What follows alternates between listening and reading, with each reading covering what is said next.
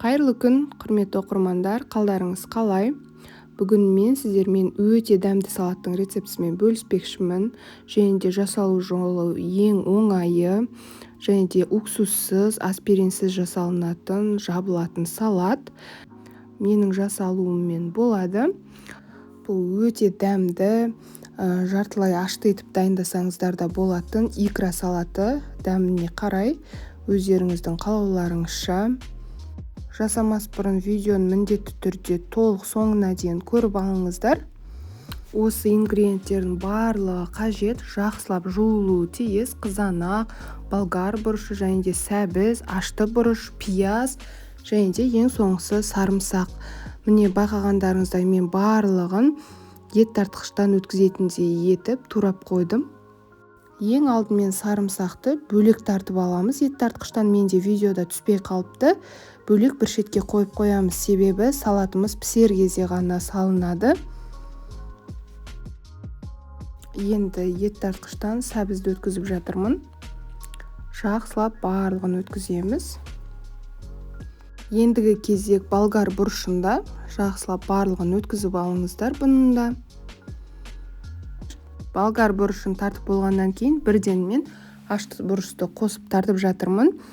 Осы порцияға мен 4 ашты бұрыш салдым. Бұл өздеріңіздің қалауларыңызша аштылығының қаншалықты болғанын қаласаңыздар, соншалықты салыңыздар. Маған 4-еу жеткілікті болды. 4-еуінен орташа аштылықта өте дәмді болады екен. Сондықтан да осы бірденнен болгар бұрышынан кейін тартып жатырмын.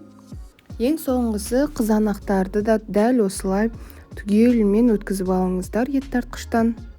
Ингредиенттердің барлығы дайын. Міне алдын ала осылай дайындап қойсаңыздар оңай болады. Ендігі кезек пісіру ғана қалды. Пісіретін қазандарыңызға немесе кастрөлдеріңізге осылай алдын ала май құйып қыздырыңыздар. Барынша отта.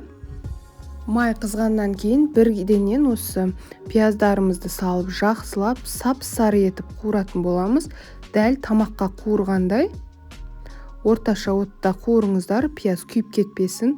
Жақсылап солыңқырап пісуі тиіс.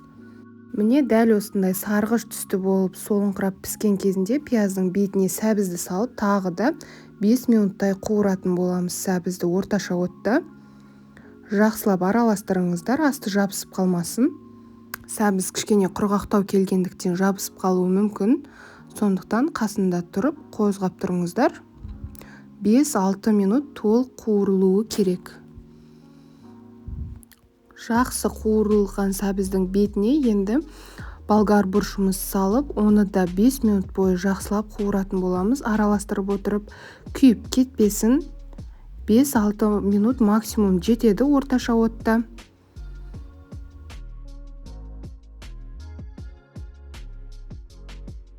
Болгар бұрышынан кейін бірденнен енді қызанағымызды құятын боламыз. Барлығын мен бөліп құйып жатқан себебім шешетіне шашырап кетпесін деп. Бірденнен түгелдей құйсаңыздар да болады, бұл өздеріңіздің қалауларыңызша. Енді қазанның астын толықтай шығарып, барынша жақсы отқа қойып, араластырамыз. Астын үстіне келтіріп, толығымен барлығы араласып кеткенге дейін араластырыңыздар. Енді одан кейін барып қантын және тұзын саламыз дәміне қарай. Міне қантын салып жатырмын. Тұзымен бұл жерде 4 ас қасық салдым. Көп салмаңыздар, себебі ортасында пісіп жатқан кезде дәмін көріп, жетпегенін салсаңыздар болады. Барлығын салып болғаннан кейін тағы да жақсылап араластырып, бетін жауып, қайнағанын күтеміз. Бұрқылдап тұрып қайнауы тиіс. Міне қайнап жатыр, осылай бұрқылдап тұрып орташа отта 40 минут толықтай қайнауы тиіс. Жақсылап піссе ғана банкаларыңыз ашымайды және де атылып кетпейді. Бетін жауып 40 минут толық қайнатыңыздар. Міне менде 40 минут толық уақыт өтті. Енді ас көктеріңіз салыңыздар. Бұл жерде менде петрушка және де укроп. Дәміне қарай бұл өздеріңіздің қалауларыңызша әрине. Және де салатқа жасыл түс өте әдемі рең беріп тұрады. Сондықтан да қосыңыздар. Осы ас көктерімен бірге сарымсақты да қосасыздар. Қосып жақсылап міне араластырып жатырмын мен. араластырып, осы қайнаған бетімен орташа отта тағы да 10 минут толық қайнауы тиіс. Сарымсақ пен аскөктер кішкене пісуі керек. Толық 10 минут жеткілікті. Бетін жауып қайнатсаңыздар. Салат пісуіне 10 минут қалды. Банкілерді стерилизовать етуді бастап кеттім. Мен осылай стерилизовать етемін. Банкіге айналдыра суды құйып, қайнап тұрған крышкаға да құйып, бетін 1 минут 2 минутқа жауып қойып, қайтадан суды төгіп тастаймын.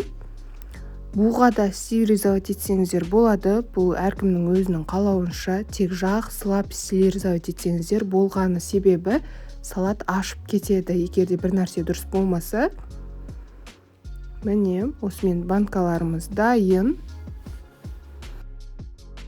Салат пісіп, дайын болып шықты. Түрі де, светі де, иісі де өте керемет болып шығып тұр. Қазір бірденен жабуды бастап кетемін. Менде арнайы банкаға арналған воронка бар, соны қолдандым. Өте ыңғайлы екен. Күйіп қалмаңыздар, бірденен осылай ыстық күйінде құйып, жауып тастаймыз. Егерде сіздерде басқышпен жапсаңыздар, бірінші банканың барлығына салатты құйып алыңыздар, одан кейін барып басатын боласыздар. Ал менде бұл жерде резвовой, яғни бұралып жабылатын крышка болғандықтан осылай бірденен жауып тастап жатырмын. Міне, қысыңқырап. Банканы жауып болғаннан кейін міндетті түрде осылай дөңгелетіп көріңіздер, себебі су кетіп тұрмауы тиіс, яғни салат сыртына шықпауы керек. Жақсылап осылай бұрап көріңіздер. Бұл салат өте оңай салаттардың бір түрі, сондықтан да жабу да оңай және пісіру де оңай. Ингредиенттері де бір аса көп емес. Бұл менде порциядан 10 литр, таза 10 литр банка салат шықты. Осымен қысқа арнап жапқан икра салат дайын. Бұл толықтай тексерістен өткен рецепт. Мүлдем ашып кетпейді, банкілеріңіз атылып кетпейді, уксуссыз, аспиринсіз жақсы сақтауға арналған. Осы әдіспен дайындап көріңіздер. Мүлдем өкінбейсіздер, өте жақсы шығады салаттарыңыз. Бұл рецептпен жақындарыңызбен де бөлісуді ұмытпаңыз, және де лайк басып өзіңіздің пікіріңізді қалдырып кетіңіз, және де подписаться батырмасын басыңыз.